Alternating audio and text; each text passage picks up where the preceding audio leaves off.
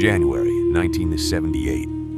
Montana was in the grip of one of the harshest winters in living memory. Blizzards buried highways beneath walls of snow. Entire communities vanished behind drifts. Temperatures plunged so low that exposed skin froze in minutes. Somewhere between Kalispell and the Blackfeet reservation, 24-year-old Billie Twice found herself trapped.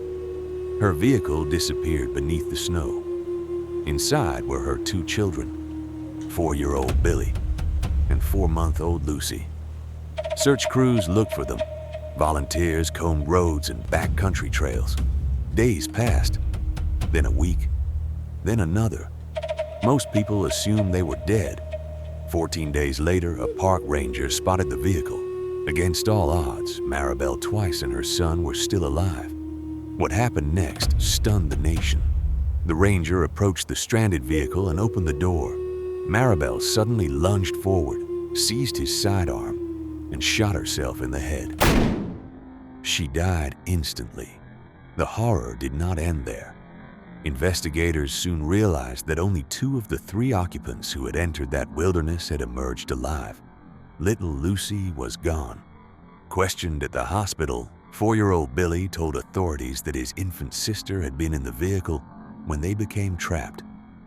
Evidence collected from the scene revealed the terrible truth.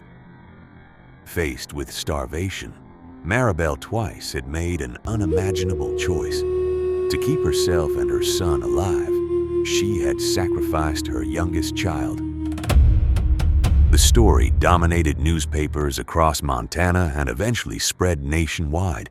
For many people, Billie Twice became a symbol of survival. For others, he became something darker. The boy who had survived cannibalism. The boy who had eaten his sister. A child marked forever by a tragedy he had never chosen. Years passed. Billie grew into adulthood beneath the shadow of a story he could never escape. People remembered his name.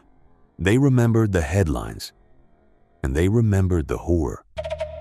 In October of 1991, that shadow returned. 8 young women from Elk Lake College vanished. Fear swept through northern Montana. Search parties filled the forests of the Mission Mountains. Families waited for news that never came. As the investigation struggled for answers, attention turned toward 20-year-old Billie Twice. There was no physical evidence linking him to the disappearances, no witnesses, no bodies. But there was his past, the old story, the old headlines, the old prejudice. To many people, that was enough. Newspapers declared him the prime suspect. Television crews camped outside the jail. Rumors spread through reservation communities and small towns alike.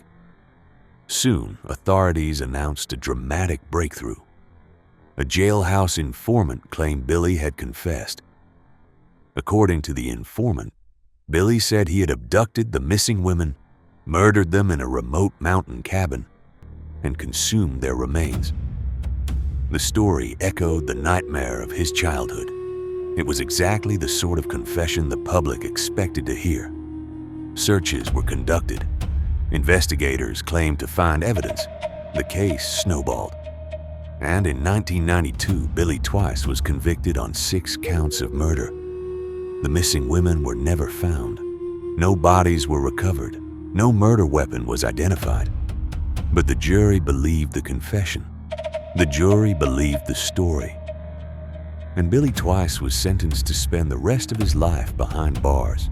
As he was led away, many believed justice had been served.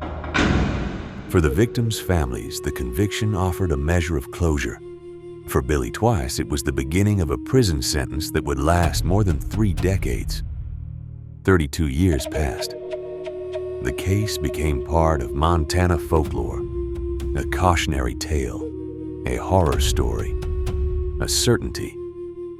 Everyone knew Billie Twice was guilty until 2024.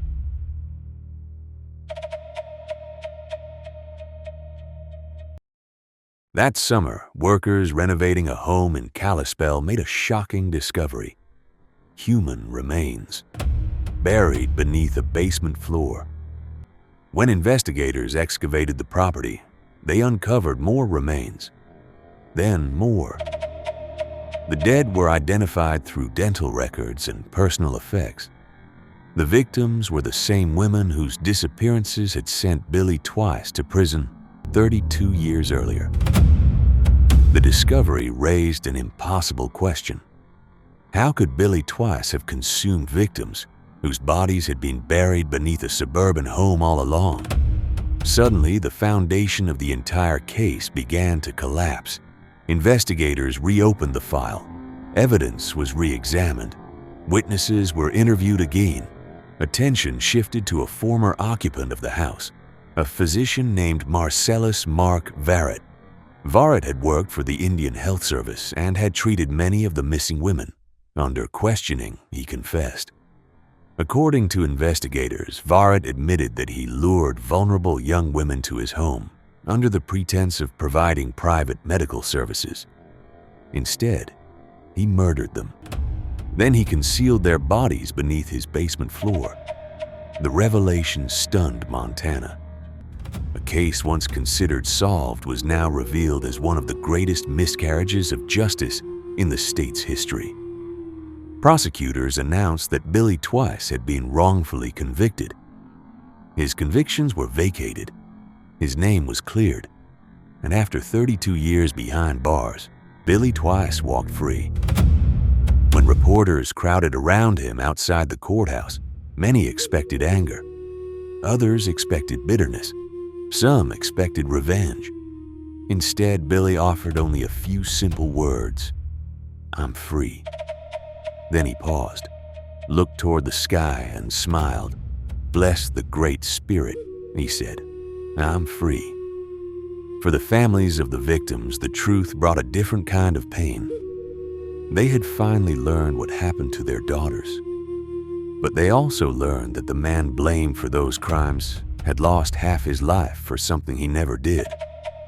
And so the story of Billie Twice remains one of the most tragic in Montana history. A child forced to survive an unimaginable horror. A young man judged by that horror. An innocent man condemned because people believed the worst story was also the easiest story. And a reminder that justice delayed is painful.